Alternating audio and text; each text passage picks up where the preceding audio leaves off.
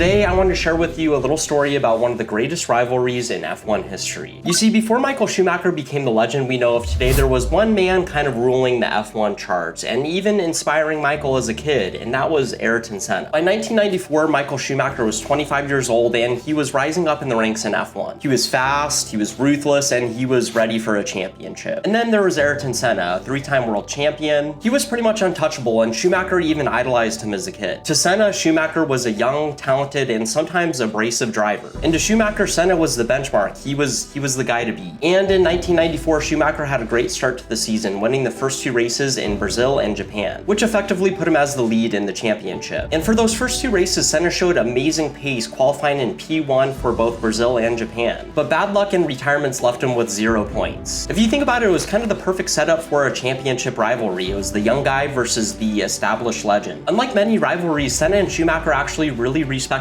each other. Senna even admitted that Schumacher had raw talent, the type that could beat him one day. The genius of Senna versus the hunger of Schumacher. In May of 1994, the San Marino Grand Prix was the third race of the season. And just like the previous two races, Senna took pole position in qualifying. And if we fast forward a little bit, Schumacher won the race, extending his points lead in the championship. But unfortunately for Senna, tragedy struck. On lap 7 at the high-speed Tamburello corner, Senna's car crashed. I think everybody would agree that this was a moment where the world stood still. Ayrton Senna, the man who inspired generations, was gone. Schumacher had just been emerging as a rival, and now the battle that could have defined a season and perhaps changed history was abruptly cut short. And you might be asking, what makes this one of the greatest rivalries of all time? And to me, it was the fact that Schumacher versus Senna wasn't a rivalry of crashes and insults. It was the passing of a torch, the ultimate test of skill, respect, and legacy.